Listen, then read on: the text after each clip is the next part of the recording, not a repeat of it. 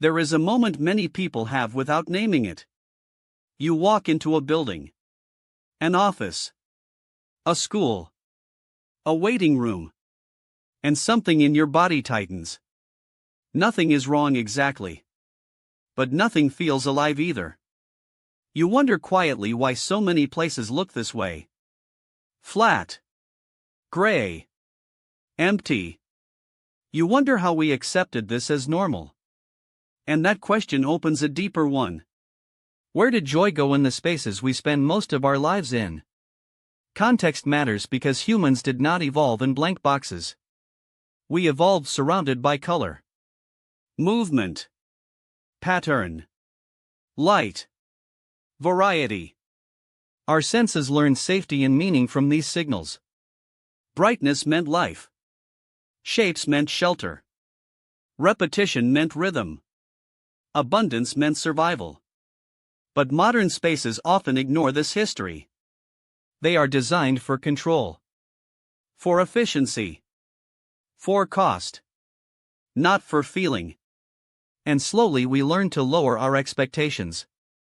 We stop asking why our surroundings feel dull. We assume joy is something we find only outside. On weekends. On screens. On vacations.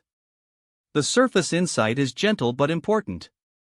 Joy is not only an emotion that appears randomly. It can be invited. It can be shaped. It can be supported by physical things. Color. Curves. Multiplicity. Symmetry.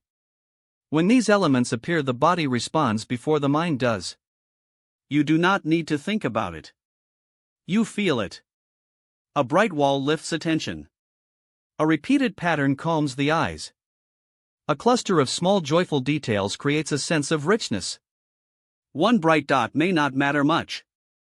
Many together change the room.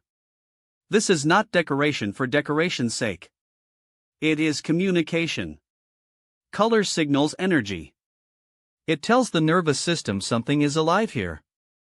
In nature, color often means health. Flowers, fruit, birds. In our deep memory, color means possibility.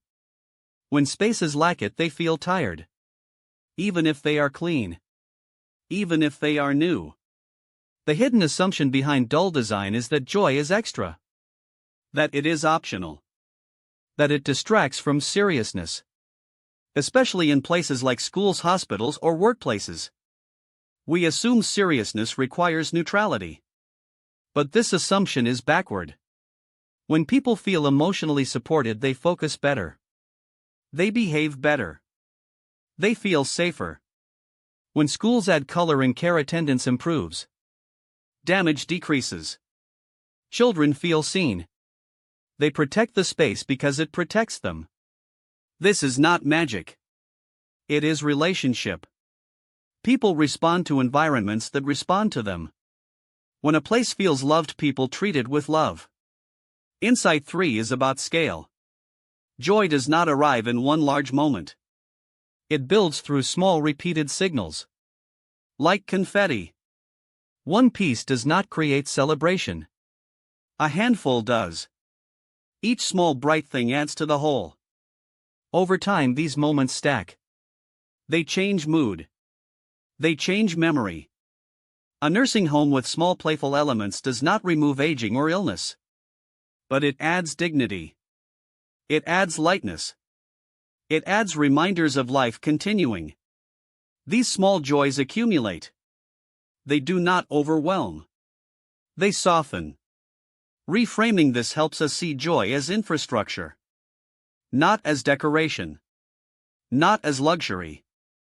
Infrastructure shapes behavior. Roads shape movement.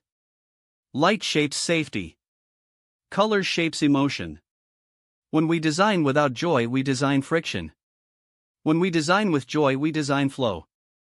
This does not mean everything must be loud or busy. Joy can be quiet. Soft colors. Gentle repetition. Natural light. Curves instead of sharp edges. The key is intention. Asking how will this space make someone feel over time? Application to daily life begins closer than we think. Look around your own space. Where you work. Where you sleep. Where you wait. What signals are present? Are there signs of life? Of abundance? Of care? A plant? A piece of color? A pattern you enjoy? These small choices matter. They change how you arrive at tasks, how you recover from stress, how you treat others in the space. Even temporary changes help. A scarf over a chair. A poster. A cluster of objects you love.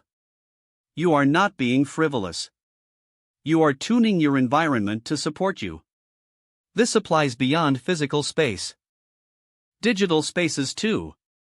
The colors you choose. The clutter you allow. The images you see every day. These also shape mood. Joy is not about constant happiness. It is about moments of aliveness. Moments where the body says yes, this is good. The deeper layer is permission. Many people wait for permission to enjoy their surroundings. They think joy must be earned. Or that it will come later. But joy is not a reward at the end of effort. It is fuel for effort. When you place yourself in the path of joy more often, you do not become lazy. You become resilient. You recover faster. You show up with more care. This is true for individuals and for communities. When public spaces include joy, they invite participation. They invite pride. They invite connection. People linger. They notice each other. They feel less rushed. Over time, this changes culture. We often underestimate how much environment teaches us. It teaches us what is valued, what is expected, what kind of energy belongs here. When environments are stripped of joy, they teach endurance. When they include joy, they teach possibility. Neither removes difficulty from life. But one makes difficulty heavier. The other makes it shared. So perhaps the quiet question is not why joy disappears, but why we stop designing for it. And if you believe that small repeated moments of visual and sensory joy could quietly change how people feel and behave, how might you choose to place yourself and others in the path of it more often?